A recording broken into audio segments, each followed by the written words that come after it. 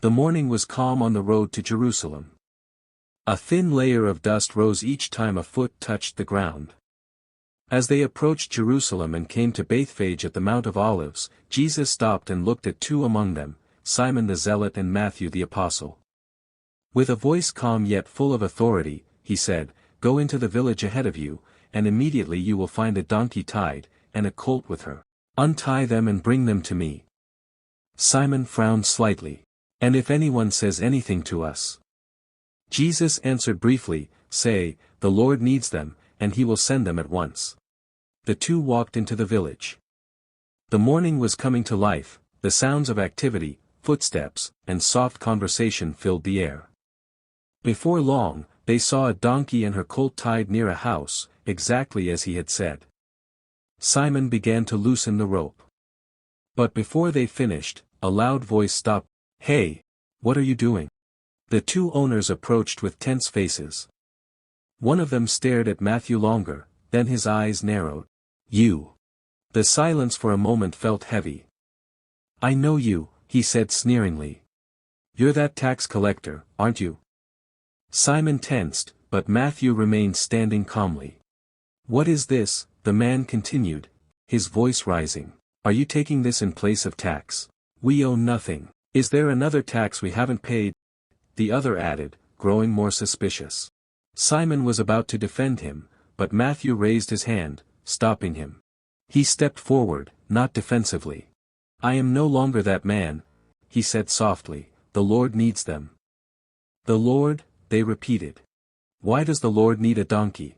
And why did he send someone like you?" Matthew looked at them with honesty. "Because he calls even those who were once lost." Then he continued, his voice deepening, as if remembering something long written. "This took place to fulfill what was spoken through the prophet, 'Say to the daughter of Zion, Behold, your king is coming to you, humble, and mounted on a donkey, on a colt, the foal of a donkey.'" "A king?" asked one of them. "What kind of king comes like that?" "And you call him the Messiah?" added the other. Matthew answered calmly, "He comes in humility." "A simple man?" they asked in disbelief. "How is that possible?" Matthew replied. "He is simple, yet he has an authority that no king possesses." Simon now spoke up, his voice full of conviction.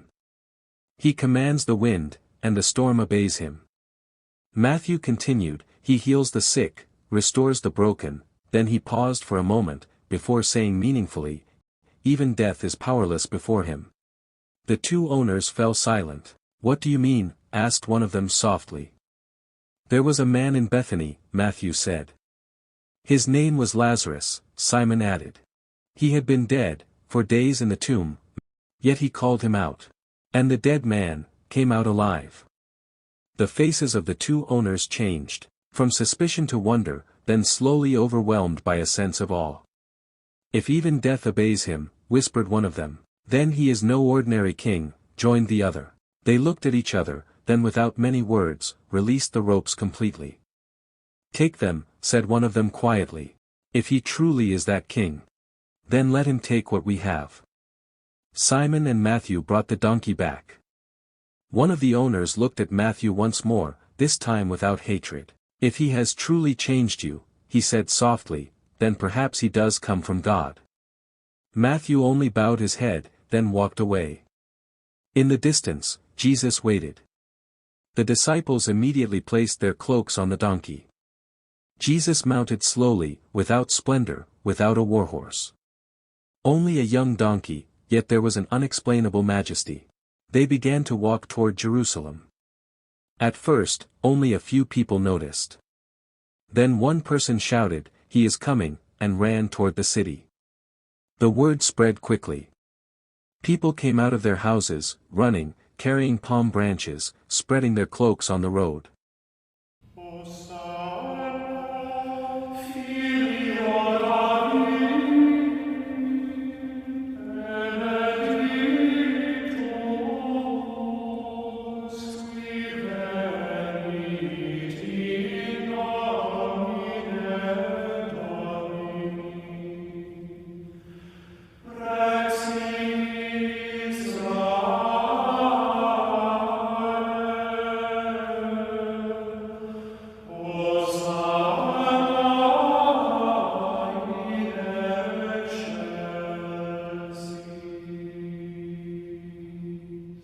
The crowd grew larger. Children ran between adults, waving palm branches with joy. The dusty road was now transformed into a path of honor. Blessed is he who comes in the name of the Lord. On the side of the road, some Pharisees stood with anxious faces. They saw how the crowd grew bolder. One of them stepped forward to approach Jesus. "Teacher," he said, trying to hold his tone, "rebuke your disciples." He glanced at the cheering crowd, then said more quietly, "If this continues, the Romans will not stay silent. They will not allow someone to be hailed as king without recognition from Tiberias." Jesus stopped for a moment. He looked at them calmly. Then he said, "I tell you, if these were silent, the stones would cry out." The Pharisees fell silent. They were unable to answer. Behind them, the voice of the crowd grew even stronger. "Hosanna in the highest." At the city gates, Roman soldiers stood guard. They watched the crowd warily. "What is this?" asked one soldier. "A Jewish teacher," the leader replied, his eyes staying sharp. "Or someone they consider a king. Should we disperse them?" The leader shook his head. "There is no order. The governor does not want bloodshed. We just watch." They remained standing, tense, hands near their weapons, yet they did not move. The wind blew gently. The voice of the crowd continued to echo. The Roman soldiers kept their watch. The Pharisees retreated in unease. And in the midst of it all, the king continued forward. Not toward a throne, but toward the cross. He continued the descent, weeping for the world he came to save. True greatness is found in humility. Jesus entered Jerusalem not as a conquering tyrant on a warhorse, but as a peaceful king on a humble donkey. He wept for a city that missed its moment of peace, reminding us that God's love often comes in ways we least expect, not through power and force, but through sacrifice and a transformed heart. Like Matthew, we are called to show that through him, anyone can change and be part of his kingdom of peace. If this story touches your heart, don't forget to like, comment, and subscribe for more biblical stories and insights. Share this video to spread the message of the humble King.